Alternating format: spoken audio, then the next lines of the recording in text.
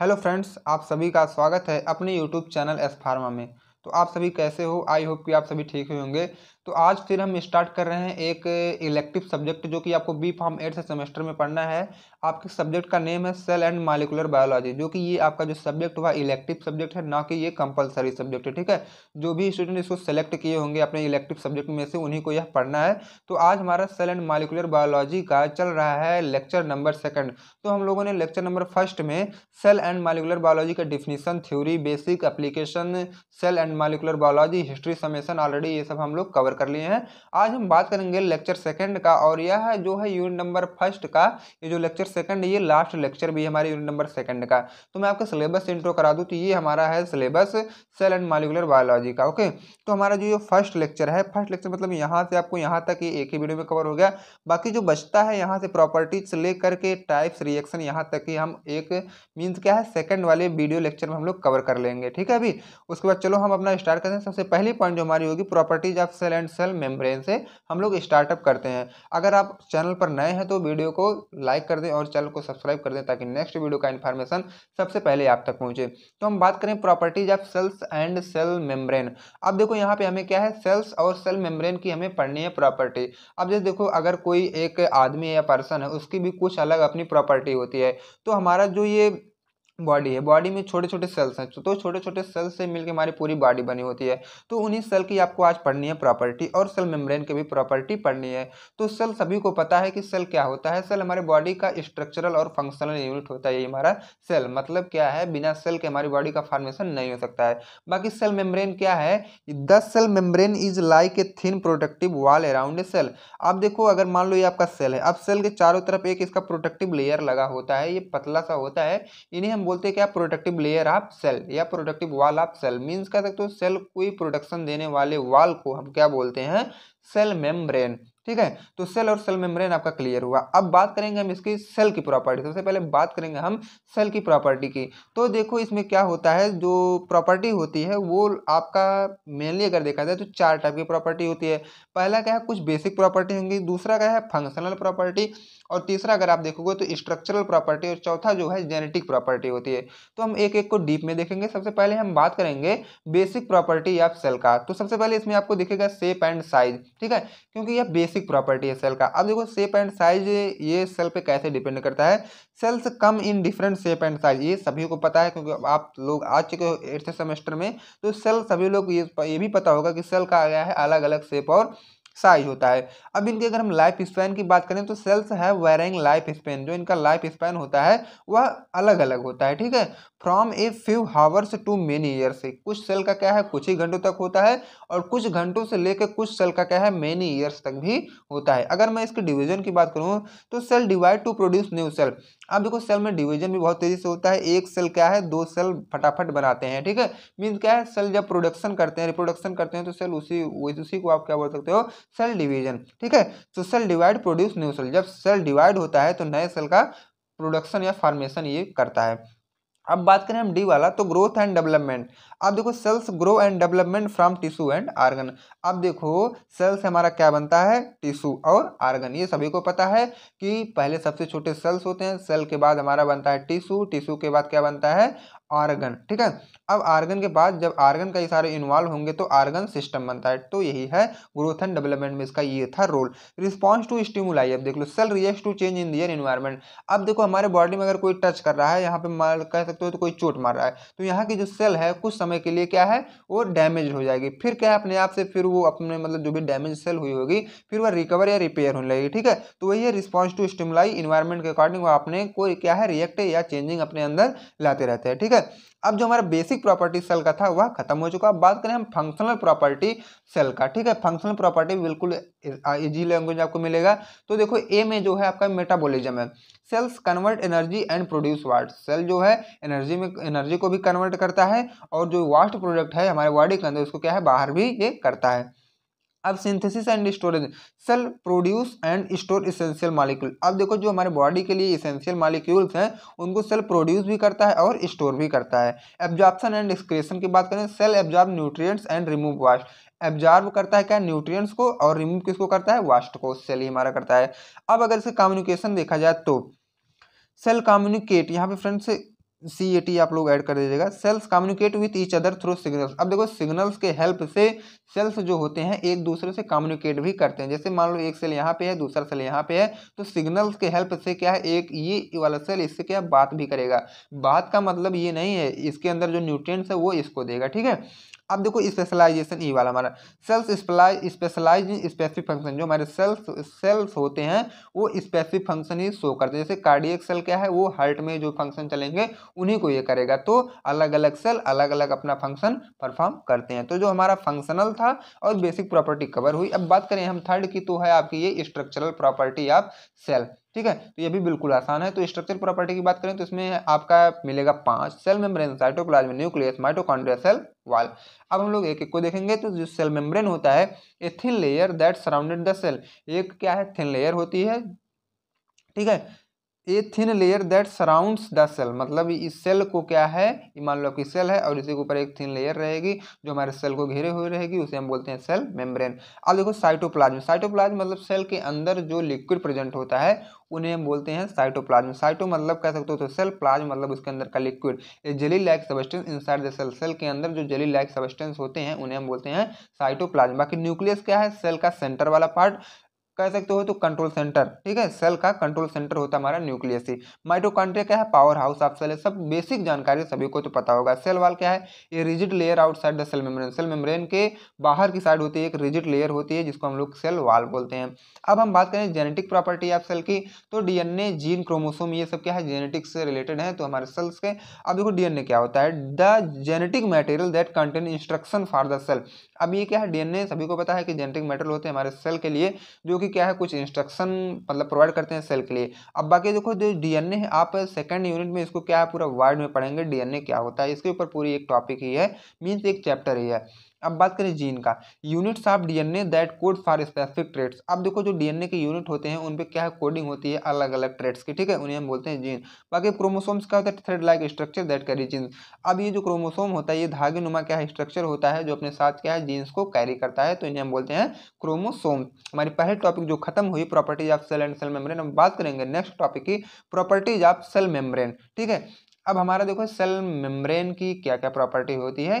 इसमें पहले हम स्ट्रक्चरल प्रॉपर्टी की बात करें तो इसमें भी क्या होता है, thin and semi permeable. The cell membrane is a thin, सभी को पता होगा कि थिन होते हैं, बाकी सेमी परमिएबल लिपिड बाइलेयर के ये होते हैं। अब फास्फोलिपिड बाइलेयर की बात करें तो composed of 2 layers of phospholipid molecules. इसमें क्या है 2 लेयर होते हैं फास्फोलिपिड मॉलिक्यूल्स के। अब हम बात करें एम्बेडेड प्रोटीन की, protein are embedded within the lipid bilayer. Lipid bilayer के अंदर ही हमारा जो प्रोटीन होता है वो एम्बेडेड मतलब पूरा घिरा होता है। अब बात करें हम नेक्स्ट का, तो नेक्स्ट में हमारा है फंक्शनल प्रॉपर्टी। फंक्शनल प्रॉपर्टी भी हम देख लेते हैं। तो रेगुलेशन ऑफ सबस्टेंस मूवमेंट, इसमें क्या है control the movement of substance in and out of the cell. अब देखो सेल के अंदर या सेल के बाहर जो भी पार्टिकल्स या मॉलिक्यूल्स आते हैं उनका क्या है कंट्रोलिंग करता है, ठीक है।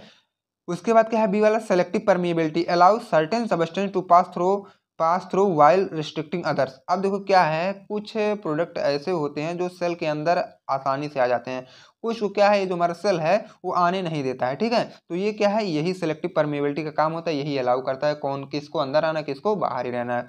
अब सेल सिग्नलिंग सभी को पता है, receive and transmit signals from the environment. Environment से कोई भी सिग्नल को रिसीव करना ट्रांसमिट करना ये बोलते हैं सेल सिग्नलिंग। अब सेल एडेशन क्या होता है, helps cell stick together to form tissue. अब ये सभी को पता होगा कि सेल से मिलकर हमारा बनता है टिश्यू, तो क्या है ये हेल्प करता है हमारे क्या, टिश्यू हेल्प सेल स्टिक, ठीक है। स्टिक वर्ड आप लोग ध्यान दो, टुगेदर, ठीक है। अब यहाँ पे जब सेल से टिश्यू बनेगा तो कई सारे सेल मिलेंगे तभी तो टिश्यू बनेगा, तो यही जो है स्टिक करने में ये हेल्प करता है, सेल एडेशन में होता है। ट्रांसपोर्ट मैकेनिज्म हम बात करें तो facilitates the transport of substance across the membrane. अब देखो सेल मेम्ब्रेन क्या करता है, कोई भी प्रोटीन मॉलिक्यूल सेल के अंदर आने देता है, ठीक है, मतलब क्रॉस करवाता है। तो यही ट्रांसपोर्ट मैकेनिज्म यही होता है, उसको क्या थोड़ी सी फैसिलिटेट करेगा, मतलब कह सकते हो रास्ते को थोड़ा सा खोल देगा कि सभी लोग आओ और जाओ। अब बात करें फिजिकल प्रॉपर्टीज की, तो इसमें आपको पढ़ना है फ्लूइड मोजाइक मॉडल, फ्लेक्सिबिलिटी और सेल्फ सीलिंग। जो फ्लूइड मोजाइक मॉडल आप लोग सेमेस्टर नंबर फर्स्ट के एचएबी में जरूर पढ़े होंगे। फ्लूइड मोजाइक मॉडल क्या होता है, the cell membrane is a dynamic fluid structure. बस आप लोग अभी यहाँ पे थोड़ा सा जानो क्योंकि फर्स्ट से में आपको डीपली पढ़ना था, यहाँ पे केवल एक पॉइंट आपको पढ़ना, ठीक है। अब हम बात करें फ्लेक्सिबिलिटी की, तो flexibility allow cell to change shape and move. अब देखो क्या है फ्लेक्सिबिलिटी हमारे सेल को अलाउ करता है चेंज शेप, मतलब वो अपना शेप बदल सके और मूवमेंट को भी बदल सके। अब सेल्फ सीलिंग क्या है, can repair itself if damage, जो भी सेल रिपेयर डैमेज हो रहे हैं अपने आप से वह रिपेयर कर सकें, ठीक है, मतलब। अब हम बात करें प्रोकैरियोट वर्सेस यूकैरियोटिक का, ठीक है। तो सबसे पहले हम बात करेंगे प्रोकैरियोटिक का। प्रोकैरियोटिक में देखो आप कम से कम 10 पॉइंट, ठीक है। तो हमें बताना दोनों में डिफरेंस है वर्सेस, ठीक है। अब हम देखेंगे पहला पॉइंट जो है लैक ऑफ न्यूक्लियस। अगर प्रोकैरियोटिक की बात की जाए तो इसमें क्या है, न्यूक्लियस नहीं होता है। Prokaryotic cells do not have a true nucleus, ठीक है, इसमें ट्रू न्यूक्लियस अपने साथ ये नहीं रखते हैं, पहला हो गया। और ये सिंगल सेल्ड होते हैं। Prokaryotes are typically single cell organism, ठीक है। अब स्मॉल साइज के भी होते हैं। Prokaryote cells are generally smaller than eukaryote. अगर यूकैरियोट से कंपेयर किया जाए तो प्रोकैरियोट आपको छोटे दिखेंगे।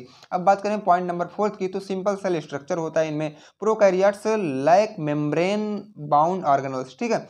अब बात करें हम 5th नंबर का, तो सर्कुलर डीएनए इसमें पाया जाता है। Prokaryote cells have a single circular DNA molecules, ठीक है।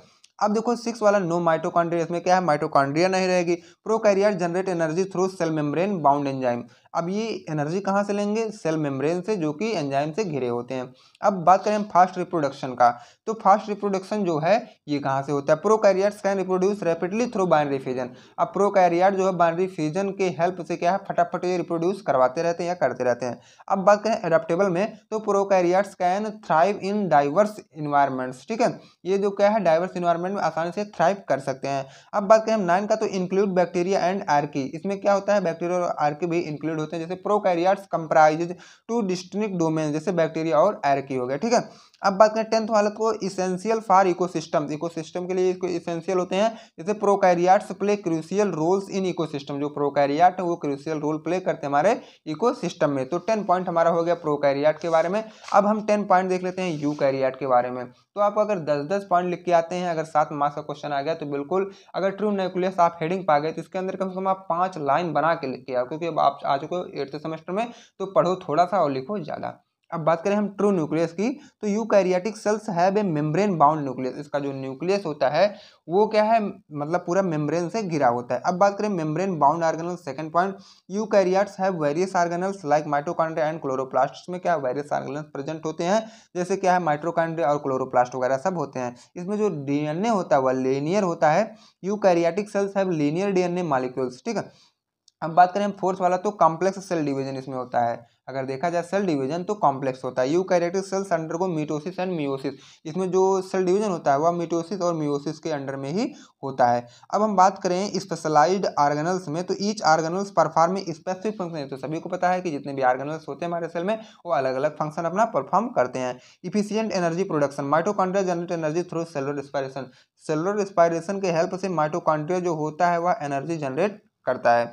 अब लार्ज सेल साइज क्या होता है, यूकैरियोटिक सेल्स का मतलब क्या है, इंक्रीज होता है, और प्रोकैरियोटिक का घटा होता है। अब देखो इंट्रॉन्स एंड एक्सॉन्स क्या होते हैं, eukaryotic genes contain introns and exon. जो ये जो इंट्रॉन्स और एक्सॉन है वो यूकैरियोटिक जीन्स ये इनके साथ ही होते हैं। डाइवर्स सेल टाइप क्या होता है, means like as nerve cell and muscle cell. अब बात करें ये पाए कहाँ जाते हैं 10वें में, तो एनिमल्स में, प्लांट्स में, फंगाई में और प्रोटिस्ट में, ठीक है। तो यह भी आपकी जो पॉइंट थी वह क्लियर हुई। अब हम बात करेंगे केमिकल फाउंडेशन का, ठीक है। तो इसमें क्या आपको पढ़ना है, ये देख लो, chemical foundation and introduction and reaction. तो केमिकल फाउंडेशन में हमें कुछ नहीं देखना है, इसमें देख लो कि सेल में कौन कौन से केमिकल पाए जाते हैं। जैसे केमिकल फाउंडेशन में पहला आपका है कार्बोहाइड्रेट्स, दूसरा प्रोटीन, तीसरा लिपिड, चौथा न्यूक्लिक एसिड, पांचवा वाटर, ठीक है। और भी रिएक्शन वगैरह होते हैं, अभी मैं आपको आगे बता रहा हूँ। तो कार्बोहाइड्रेट्स क्या है, प्रोवाइड्स एनर्जी स्ट्रक्चरल सपोर्ट, आपके सेल को ये एनर्जी प्रोवाइड करेगा और स्ट्रक्चरल सपोर्ट। प्रोटीन क्या है, बिल्ड एंड रिपेयर टिश्यू, जो हमारे बॉडी के अंदर टिश्यू है उसको क्या है, बिल्ड करेगा और रिपेयर करवाएगा, और एंजाइम हार्मोन, सब हो गया। लिपिड क्या है, energy storage, cell membrane structure. Nucleic acid क्या है, डीएनए, जेनेटिक इन्फॉर्मेशन जो हेल्प करता है। आरएनए को जो है प्रोटीन सिंथेसिस में हेल्प करता है। वाटर क्या होता है, solvent, temperature regulation, chemical reaction, ठीक है। ये सब क्या है, वाटर का काम है। अब देख लेते हैं केमिकल रिएक्शन इन सेल, जो भी सेल के अंदर केमिकल रिएक्शन होता है, या भी आप लोग देख लो इस वीडियो में। सबसे पहले क्या है, मेटाबॉलिज्म, एनर्जी कन्वर्जन होता है। जब मेटाबॉलिज्म चलता है तो सिंथेसिस भी होता है और ब्रेक डाउन भी होता है। फोटोसिंथेसिस की बात करें तो एनर्जी फ्रॉम सनलाइट और ग्लूकोज का प्रोडक्शन। सेलुलर रेस्पिरेशन की बात करें तो एनर्जी फ्रॉम ग्लूकोज और एटीपी का प्रोडक्शन। प्रोटीन सिंथेसिस की बात करें तो अमाइनो एसिड असेंबली में प्रोटीन क्रिएशन, ठीक है। ये सब होते हैं प्रोटीन सिंथेसिस कैसे बनता है। डीएनए रेप्लिकेशन की बात करें तो जेनेटिक मटेरियल डुप्लीकेशन होता है यहाँ पे, ठीक है, डीएनए रेप्लिकेशन में। अब हम बात करें नेक्स्ट का, तो ग्लाइकोलिसिस भी है, यहाँ पे आपको मिलेगा 10 पॉइंट। तो ग्लाइकोलिसिस जो 6 नंबर का है, इसमें क्या है ग्लूकोज का ब्रेकडाउन और एनर्जी का प्रोडक्शन। अब 7th क्या है साइट्रिक एसिड साइकिल में क्या है एनर्जी का प्रोडक्शन होगा और इलेक्ट्रॉन ट्रांसपोर्ट चेन जो चलेगी, जो आपकी सेकंड सेम में बायोकेमिस्ट्री में आप पढ़े थे। अब 8th नंबर में है ऑक्सीडेटिव फास्फोराइलेशन में क्या है एटीपी का प्रोडक्शन होगा और एनर्जी का कन्वर्जन होगा। 9th में क्या है फर्मेंटेशन होगा, मतलब एनर्जी का प्रोडक्शन और एनारोब कंडीशंस, ये भी यहाँ आपको देखने को फर्मेंटेशन में ही मिलेगा। अब बात करें 10th वाला, तो 10th में आपको ट्रांसक्रिप्शन देखने को मिलेगा और इसमें क्या है जेनेटिक इन्फॉर्मेशन ट्रांसफर होगा और आरएनए का सिंथेसिस होगा, आरएनए का। ठीक है, तो यहीं पे जो हमारी यूनिट नंबर फर्स्ट थी वह कंप्लीट होती है। अब हम मिलेंगे आपसे यूनिट नंबर सेकंड पे। अगर आप अभी भी चैनल को सब्सक्राइब नहीं किए तो कर लीजिए, ताकि नेक्स्ट वीडियो का इन्फॉर्मेशन सबसे पहले आप तक पहुंचे। अगर आपको नोट्स डाउनलोड करनी है तो टेलीग्राम ग्रुप को ज्वाइन करें और वहां से फ्री में आप नोट्स डाउनलोड कर सकते हैं। अब हम आपसे मिलेंगे यूनिट नंबर सेकंड के साथ, नोट्स पूरी तैयार है, कल वीडियो ही अपलोड करना है। थैंक्स फ्रेंड, मिलते हैं नेक्स्ट वीडियो में।